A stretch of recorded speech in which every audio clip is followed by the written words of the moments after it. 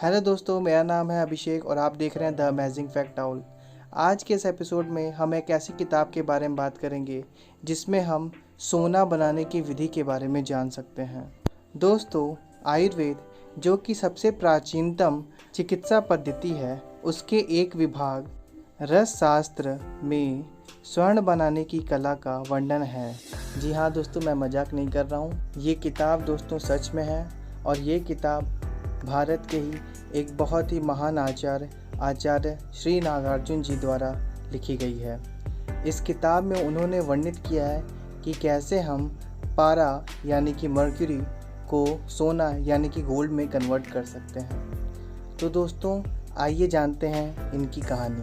दोस्तों, विदर्भ देश जो कि इस वक्त के भारत में महाराष्ट्र और नागपुर के एरिया को मिला के होता है, वहाँ पे कांचीनार नगर नामक एक शहर था। वहाँ पे एक बहुत ही धनाढ्य यानी कि धनवान ब्राह्मण रहता था जिसकी कोई संतान नहीं थी। एक दिन उस ब्राह्मण के स्वप्न में आया कि अगर वह 100 ब्राह्मणों को भोजन कराएगा तथा उन्हें दान दक्षिणा देगा तो उसे एक पुत्र की प्राप्ति होगी। उस ब्राह्मण ने अगले दिन ही 100 ब्राह्मणों को भोजन कराया और उन्हें खूब अच्छी दान दक्षिणा भी दी, जिससे ब्राह्मण को 10वें महीने में एक पुत्र की प्राप्ति हुई। ब्राह्मण ने कई सारे ज्योतिषियों को बुलाया उसका भविष्य देखने के लिए। सारे ज्योतिषियों ने बताया कि इस बालक का भविष्य बहुत ही ज़्यादा उज्जवल है, लेकिन यह बालक 7 दिन से ज़्यादा जीवित नहीं रहेगा। उपाय पूछे जाने पे ज्योतिषियों ने बताया कि अगर आप कुछ ब्राह्मणों को बुला के दान दक्षिणा करें एवं उनका सत्कार करें तो इस बच्चे की उम्र बढ़ सकती है। उस ब्राह्मण ने वैसा ही किया और कुछ ब्राह्मणों को बुलाकर उनका आतिथ्य सत्कार किया। इस प्रकार उस बच्चे का जीवन 7 वर्ष की अवधि के लिए बढ़ गया। ब्राह्मणों ने कहा कि यह बच्चा 7 वर्ष के पश्चात मृत्यु को प्राप्त करेगा।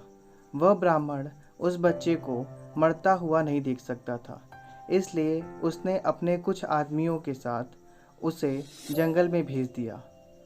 वहाँ पे एक दिन उस बच्चे को ब्राह्मण का रूप धारण किए हुए बोधिसत्व अवलोकितेश्वर का दर्शन हुआ। वह उस बालक को अपने साथ नालंदा विश्वविद्यालय में लेके गए और उसे वहीं पे रहने और खाने का प्रबंध किया।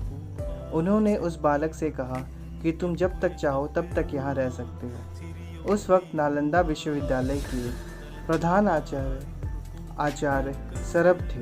वह बच्चा जिसका नाम नागार्जुन था, वह वहीं पर रहते हुए अपनी शिक्षा दीक्षा को प्राप्त करने लगा।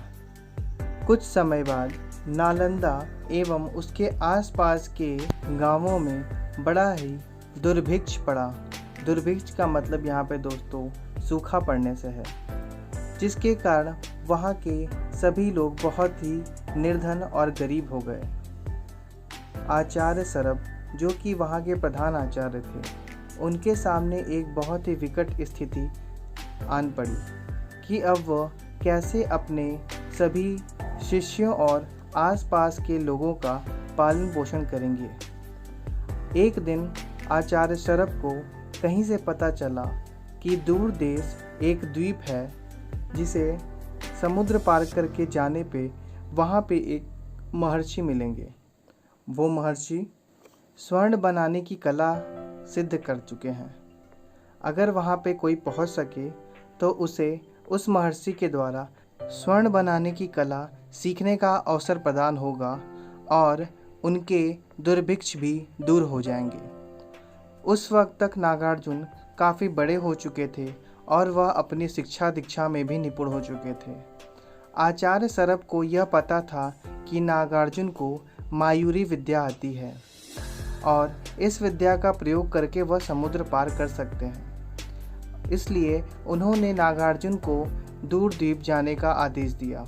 समुद्र तट के किनारे पहुंचकर नागार्जुन ने 2 वटपत्रों को लिया और एक वटपत्र की सहायता से समुद्र को पार करते हुए वह उस द्वीप पर पहुंच गए। उस द्वीप पर पहुंचने के बाद उस महर्षि ने नागार्जुन से पूछा कि आप इतनी दूर आखिर कैसे आ गए? नागार्जुन ने उन्हें बताया कि मैं इन 2 वटपत्रों की सहायता से यहाँ तक पहुँचा हूँ। आप मुझे कृपया करके स्वर्ण बनाने की विद्या सिखा दें। उस महर्षि ने कहा कि अगर आप मुझे मायूरी विद्या सिखा दें और एक पत्र दे दें तो मैं आपको अवश्य ही स्वर्ण निर्माण की विद्या सिखाऊंगा। नागार्जुन ने ऐसा ही किया। नागार्जुन ने उन्हें मायूरी विद्या सिखाई और उन्हें एक वटपत्र देते हुए उस विद्या का अच्छे से अध्ययन किया। उसके बाद उन्होंने दूसरे वटपत्र की सहायता से समुद्र पार करके वापस अपने नालंदा विश्वविद्यालय के स्थान पर वापस आ गए।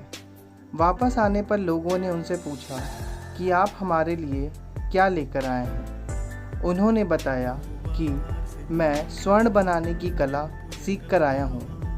और इस प्रकार आचार्य नागार्जुन, जो कि आयुर्वेद के बहुत ही सिद्ध आचार्य हैं, उन्होंने स्वर्ण बनाने की कला की प्राप्ति की और उन्होंने स्वर्ण बनाकर सर्व कल्याण किया।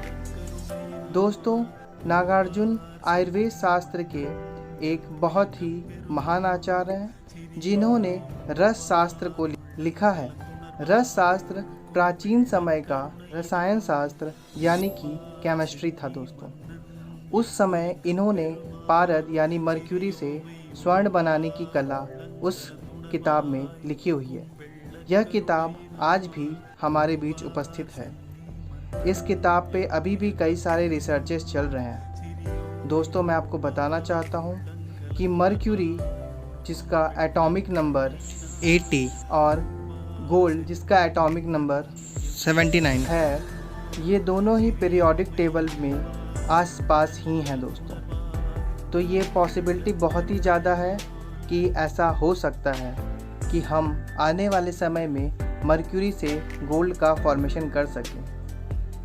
आप सोच के बताइएगा दोस्तों और कमेंट कीजिएगा क्या हो अगर ऐसा हो जाए और क्या हो अगर ये विद्या आपको पता चल जाए। वीडियो पसंद आएगी दोस्तों तो please like, share and subscribe and notification का बेल आइकन दबाना बिल्कुल ना भूलें। Thanks for watching.